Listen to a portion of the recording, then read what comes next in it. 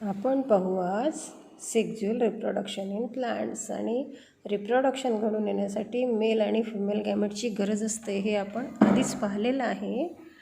आणि आत्ता आपल्याला जे आपल्यासमोर फ्लावर आहे त्याची आपल्याला इंट्रोडक्शन करून घ्यायची आहे, पार्ट्स माहिती करून घ्यायचे आहेत की कोणाला काय म्हणायचं, आणि मग नंतर आपण सेक्झुअल रिप्रोडक्शन प्लांटमध्ये कसं होतं हे बघणार आहोत. सेक्झुअल रिप्रोडक्शनमध्ये सर्वात महत्त्वाचा रोल जो आहे तो आहे प्लांट्समध्ये फ्लावरचा.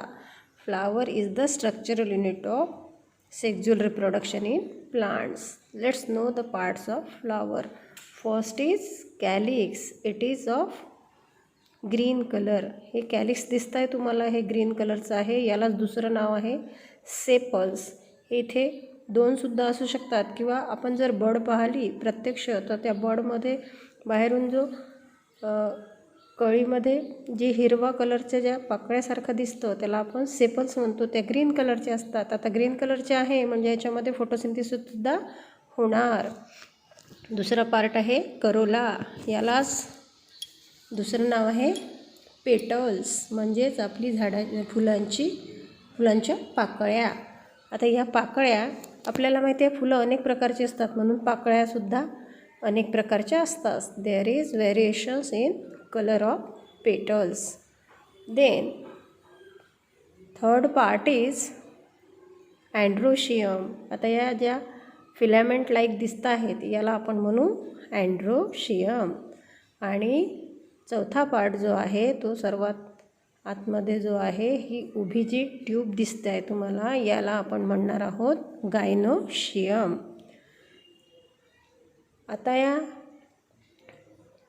हे जे पार्ट आहे हे आउटवर्डपासून इनवर्ड अरेंज केलेले आहे. म्हणजे कॅलिक्स जो आहे तो बाहेर आहे, त्यानंतर करोलासुद्धा बाहेर आहे, आणि त्यानंतर आतमध्ये हे दोन पार्ट आहेत, एक अँड्रोशियम आणि दुसरा गायनोशियम.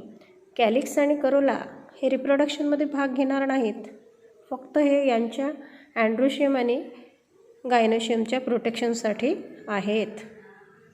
मग याच्यामध्ये रिप्रोडक्शनमध्ये मेन 2 वॉल्स जे भाग घेणार आहेत ते आहेत अँड्रोशियम आणि गायनोशियम.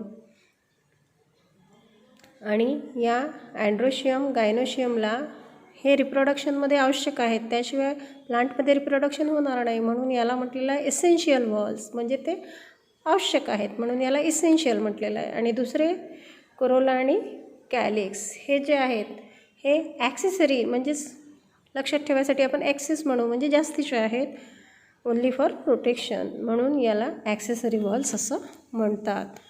आता अँड्रोशियम जो आहे तो मेल गमीट आहे आणि गायनोशियम जो आहे तो फिमेल गमीट आहे.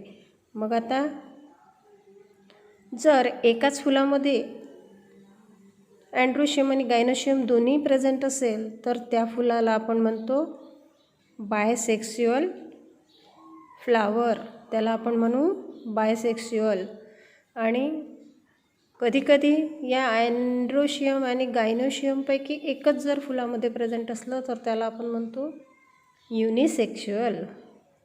बायसेक्स्युअल फ्लावरचं एक्झाम्पल पाहायला गेलो तर आपल्याला हिबिस्कस मीन्स जास्वंद हे बायसेक्शुअल फ्लावर आहे. आणि युनिसेक्स्युअलचं जर एक्झाम्पल आपल्या आजूबाजूला जर पाहायला गेलो तर इथे पपया जे फ्लावर आहे पपयाचं ते युनिसेक्शुअल आहे. पपयामध्ये गायनोशियमच फक्त प्रेझेंट आहे म्हणून त्याला फिमेल फ्लावर म्हटलेलं आहे. इथे तुम्हाला पिक्चर दाखवलेलं आहे पपयाचं, फिमेल फ्लावर आहे कारण त्याच्यामध्ये फक्त गायनोशियम प्रेझेंट आहे.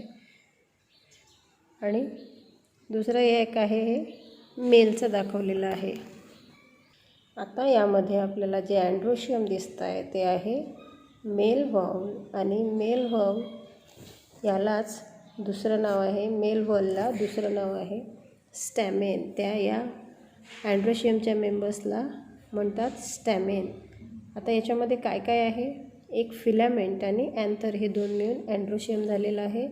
फिलामेंट म्हणजे ही जी ट्यूब लाईक स्ट्रक्चर दिसतं आहे याला फिलामेंट म्हणू आपण. आणि जे अँथर आहे ते वर जे असं आडवं दिसतं आहे त्याला अँथर म्हणू. हा जो अँथर दिसतो आहे या अँथरवर पोलन ग्रेन्स असतात आणि ही पोलन ग्रेन्स स्टिग्माकडे जातात, ट्रान्सफर होतात. कसे ट्रान्सफर होतात?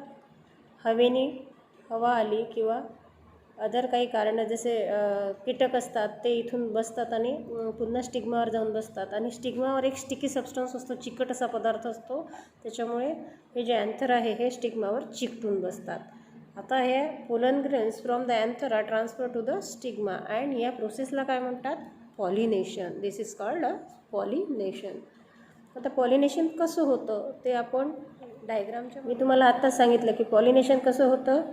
With the help of abiotic agents, म्हणजेच विंड ऑर वॉटर, हवा आली किंवा पाण्याच्या मार्फत हे जे अँथर आहे हे स्टिग्मावर जाऊन चिपकतात. अँड बायोटिक एजंट्स, दुसरे बायोटिक एजंट्स कोणते आहे? इन्सेक्ट अँड अदर ॲनिमल्स, कीटकामार्फत किंवा अदर ॲनिमल्समार्फत हे स्टिग्मावर जाऊन चिपकतात अँथर.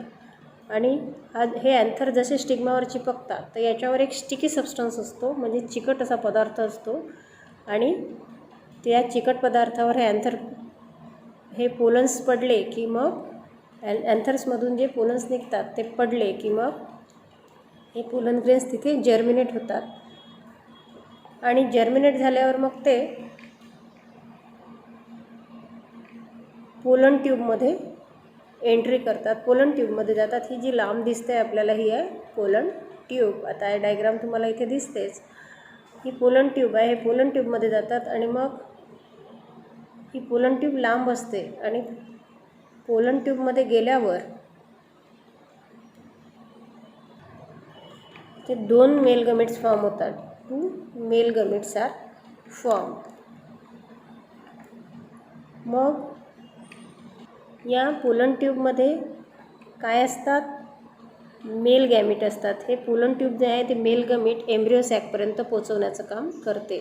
आणि हे जे पोलन ट्यूब आहे ती एम्ब्रिओ सॅकला जाऊन मिळते. कुठे मिळते? वाया स्टाईल. ही जी स्टाईल म्हणजे जी होलो जी ट्यूब दिसते आहे याच्या थ्रू ते पोलन ग्रेन्स जे आहे ते एम्ब्रिओ सॅकपर्यंत जातात.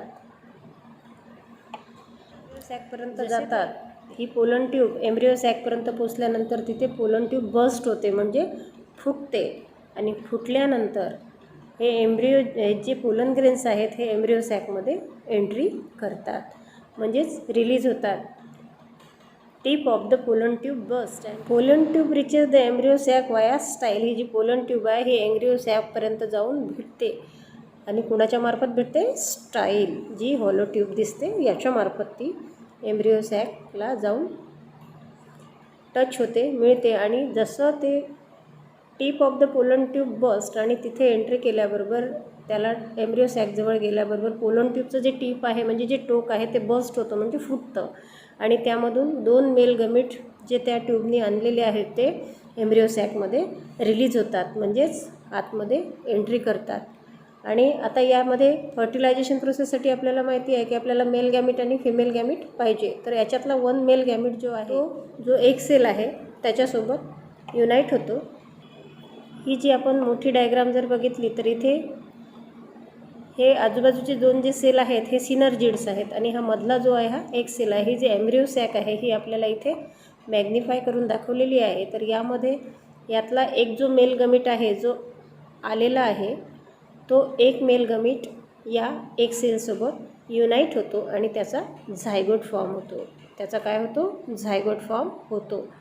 आणि इथे काय झालं आपल्याला माहीत आहे, मेल आणि फिमेल गमिट युनाईट झाले म्हणजे तिथे फर्टिलायझेशन झालं. कारण फर्टिलायझेशन म्हणजेच काय? Union of male and female gamete. मग इथे काय झालं? फर्टिलायझेशन झालं. पण आपण पाहिलं की पोलन ट्यूबमधून 2 मेल गमेट आले. आता एक जो आहे तो एक सेलशी युनाईट झाला आणि झायगोट फॉर्म झाला, पण दुसरा जो आहे तो कुठे जाईल? आता हा जो दुसरा जो आहे second male gamete unite with the 2 polar nuclei and endosperm is form. आता सेकंड जो उरलेला मेल गमेट आहे तो हा जो सेंटरमध्ये 2 पोलर न्यूक्लिया असे डॉट लाईक स्ट्रक्चर दिसत आहे याच्यासोबत युनाईट होतो आणि एंडोस्पर्म फॉर्म होतं. As 2 nuclei participate in this process it is called double fertilization. Fertilization आपल्याला माहीत आहे मेल फिमेल गमेट मिळतो आणि युनाईट होतात आणि झायगोट फॉर्म होतं. आता इथे 2 मेल असल्यामुळे डबल फर्टिलायझेशन झालं. एकनी झायगोट फॉर्म झाला आणि दुसरे जे आहे ते पोलर न्यूक्लियासोबत युनाईट झाले आणि एंडोस्पर्म फॉर्म झालं. म्हणून इथे अशा प्रकारे 2 वेळा फर्टिलायझेशन झालं. दोन वेगवेगळ्या मेल गॅमेटनी फर्टिलायझेशन केलं, फर्टिलायझेशनमध्ये पार्टिसिपेट केलं, म्हणून 2 nuclei participate in this process, it is called double fertilization. इथे एक क्वेश्चन तुम्हाला विचारतात की why the fertilization is in plants is called double fertilization. तर त्याचं उत्तर हेच आहे की आपल्याला लिहावं लागेल की अशा प्रकारे यामध्ये फर्टिलायझेशन ऑकर होतं आणि ऑकर झाल्यानंतर शेवटी आपल्याला हेच लिहायचं आहे की 2 न्यूक्लियाय यामध्ये पार्टिसिपेट करतात, म्हणून याला डबल फर्टिलायझेशन म्हणतात.